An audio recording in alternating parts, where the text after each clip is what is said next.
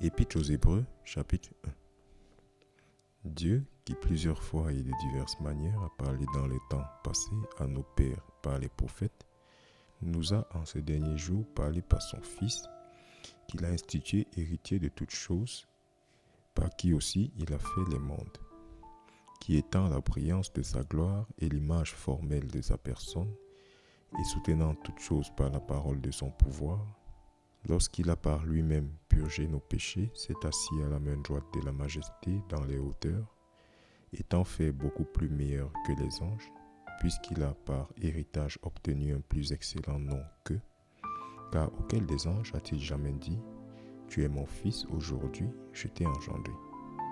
Et encore, je serai pour lui un père, et il sera pour moi un fils. Et encore, quand il a introduit le premier engendré dans le monde, il dit « Et que tous les anges de Dieu l'adorent ».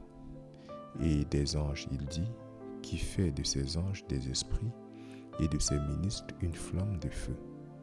Mais au Fils, il dit « Ton trône, ô Dieu, est pour toujours et à jamais, un sceptre de droiture est le sceptre de ton royaume. Tu as aimé la droiture et haï l'iniquité, par conséquent, Dieu, c'est-à-dire ton Dieu, t'a oint avec l'huile de gaieté au-dessus de tes semblables. Et toi, Seigneur, au commencement a posé la fondation de la terre, et les cieux sont les œuvres de tes mains. Ils périront, mais toi tu demeures et ils deviendront tous vieux comme le devient un vêtement, et comme une vesture tu les plieras, et ils seront changés. Mais tu es le même et tes années ne failliront pas.